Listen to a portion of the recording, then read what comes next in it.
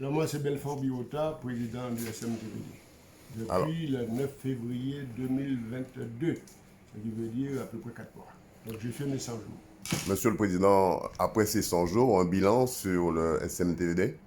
Alors en termes de bilan, alors j'en ai fait un récemment aux 3 présidents de communauté d'Aglo. Je peux vous dire que les choses se sont beaucoup améliorées. D'abord en termes de climat social, parce que quand je suis arrivé ici, il y avait, le SMTVD sortait d'une grève de plus de 10 mois, ce qui fait que le personnel est un petit peu en difficulté.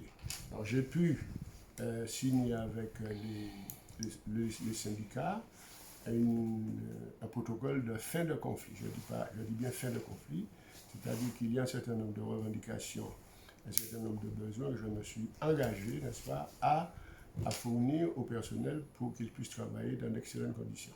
Aujourd'hui, c'est un dossier qui avance.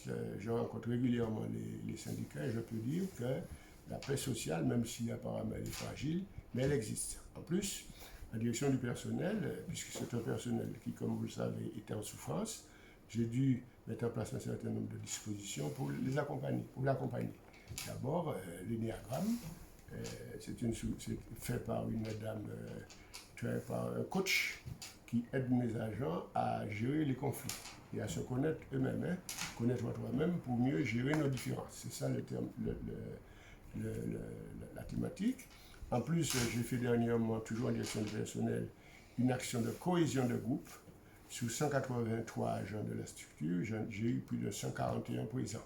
Ce qui veut dire que le personnel était demandeur de ce type de rencontre-là. Mais aujourd'hui, je peux dire que au terme de personnel, la paix est revenue, les agents se rencontrent, discutent, échangent, et je crois que c'est une bonne chose que le climat social se soit amélioré.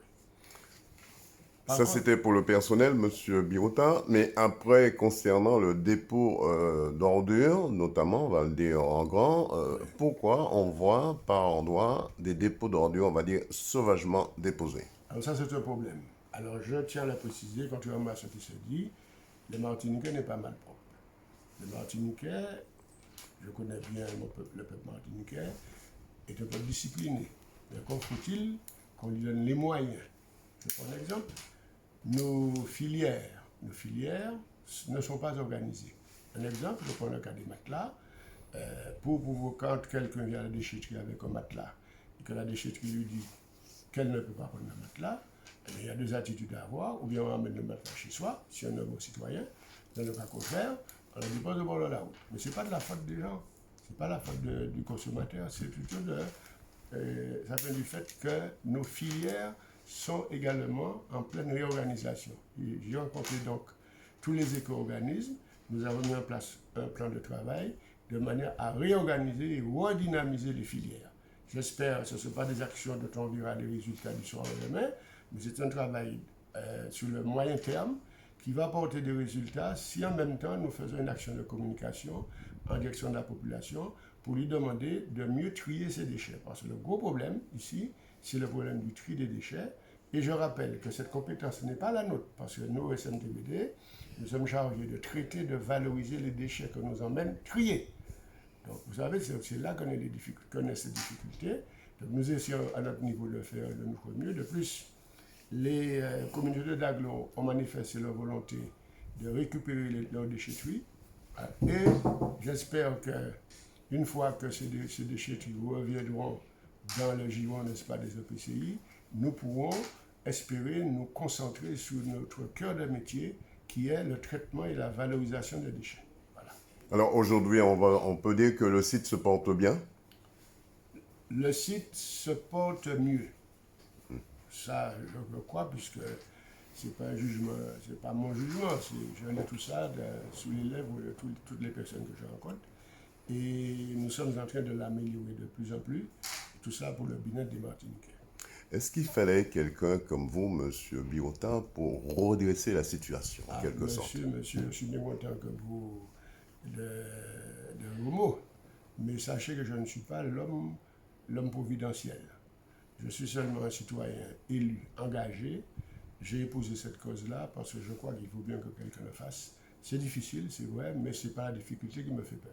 Mais vous êtes un homme d'expérience, suite avec être responsable des pompiers également, de SDIS, tout ça. Vous êtes un homme, c'était l'homme qu'il fallait. Ah, c'est ce qu'on dit, mais on va attendre les résultats. Et sachez quand même que je dois rendre hommage à mes collègues qui me soutiennent. Je venais de voir d'arriver un collègue, et c'est tous les jours que j'ai avec moi 2 ou 3 vice-présidents qui viennent m'accompagner. Parce que tout seul, je vous l'avoue, je n'aurais pas pu espérer travailler dans les conditions dans lesquelles nous sommes, parce que ce sont d'excellentes conditions. Dernière question, M. Birota. Vous avez une aide au niveau de fonds européens. Est-ce qu'il y a un suivi de cette aide? Nous avons la chance de bénéficier. C'est vrai que je ne vous ai pas parlé de la situation financière. Nous avons un déficit de fonctionnement de 8 millions d'euros.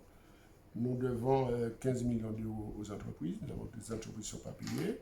Mais depuis notre prise de fonction, nous avons pu réduire cette dette-là puisque nous avons déjà payé, nous avons déjà dégagé 4 millions d'euros versés aux entreprises. Ce qui veut dire que notre dette passe de 15 millions à 11 millions à peu près. Donc nous sommes sur la bonne voie de ce côté-là. En plus, nous bénéficions des fonds européens pour certaines infrastructures, dont l'Alvéole 3, puisque là, ça a été financé par les fonds européens.